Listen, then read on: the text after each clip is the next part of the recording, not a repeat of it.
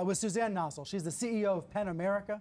Amanda Carpenter is here, a CNN commentator and political advisor. And joining us from Washington, staff writer for The New Yorker and a CNN global affairs analyst, Susan Glasser. Susan, great to see you. Let me start with you.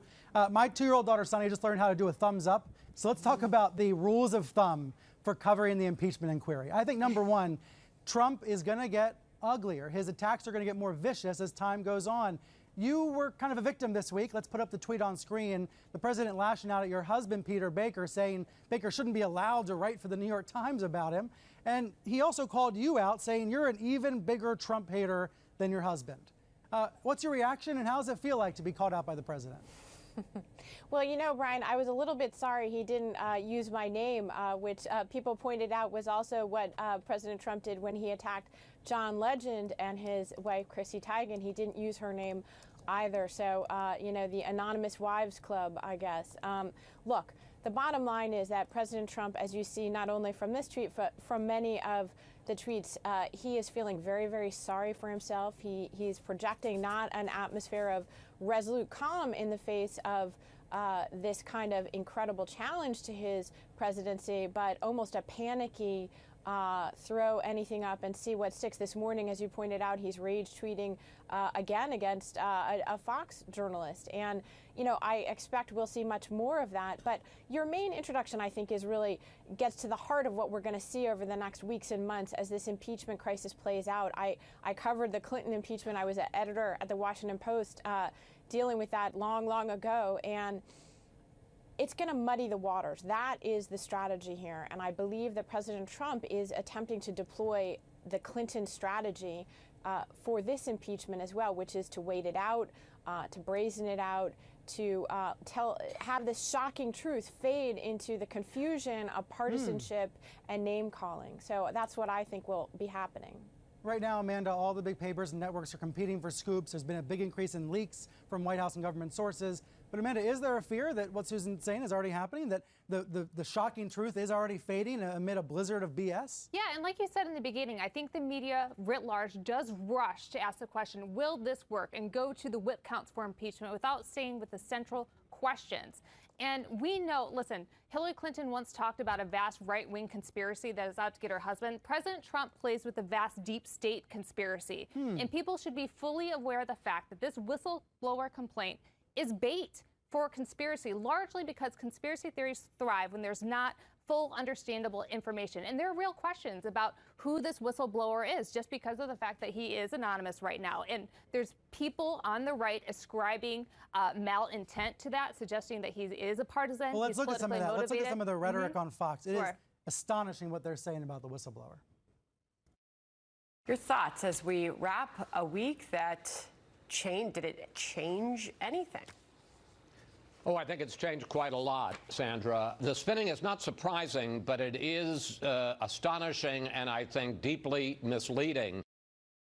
Now, I don't know about you, but I think Wallace is kind of calling out some of his colleagues. Fox denies that, but here's some of what his colleagues are saying on Fox about the whistleblower.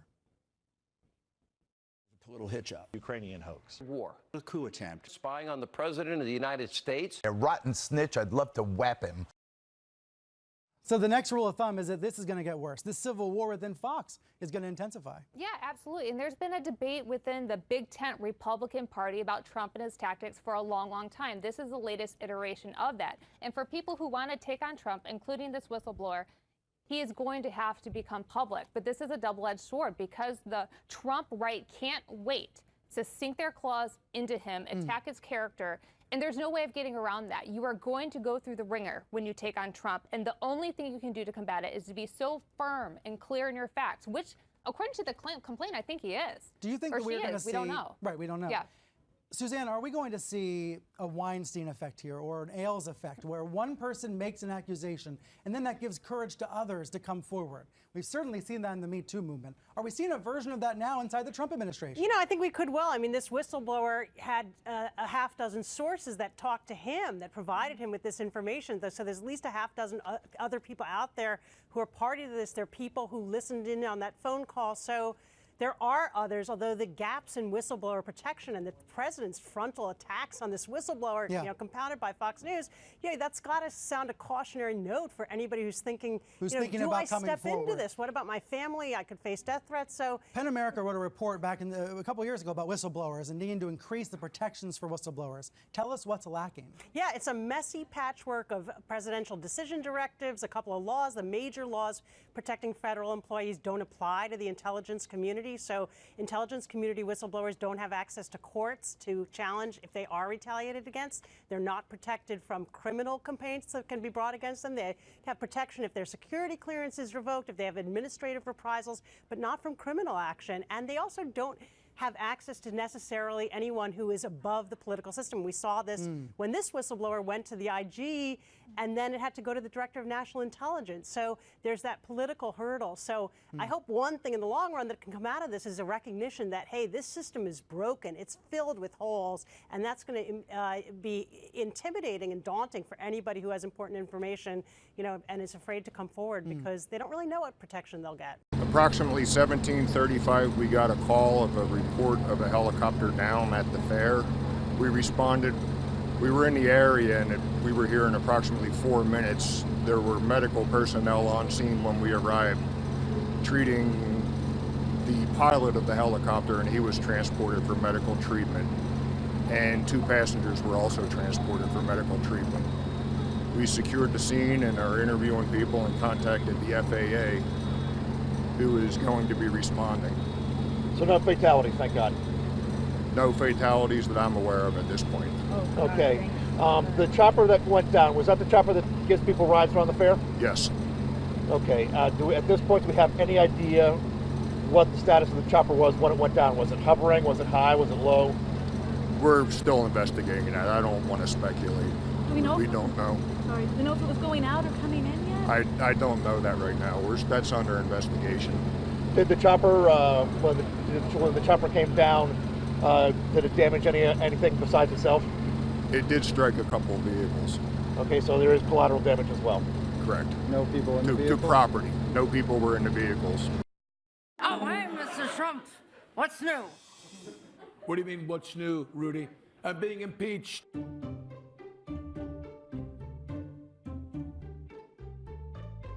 Relax, Mr. Trump. We got nothing to worry about. Nobody's going to find out about our illegal side dealings with the Ukraine. Rudy, where are you right now? I'm on CNN right now. So you did ask Ukraine to look into Joe Biden? Of course I did. You just said you didn't.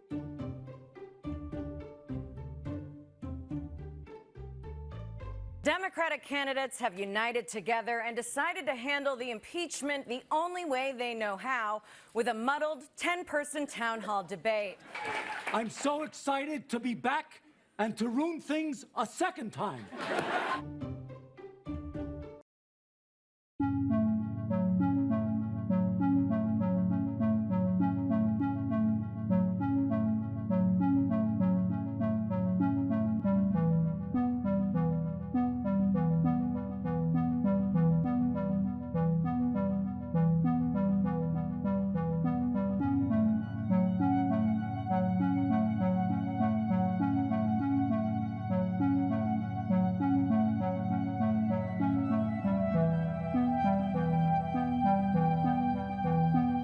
Tell you the facts.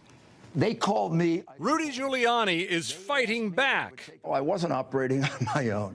Insisting his talks with Ukrainian officials were proper, important, and encouraged by the U.S. State Department. In fact, I'm a legitimate whistleblower. So why is President Trump's personal lawyer so worked up?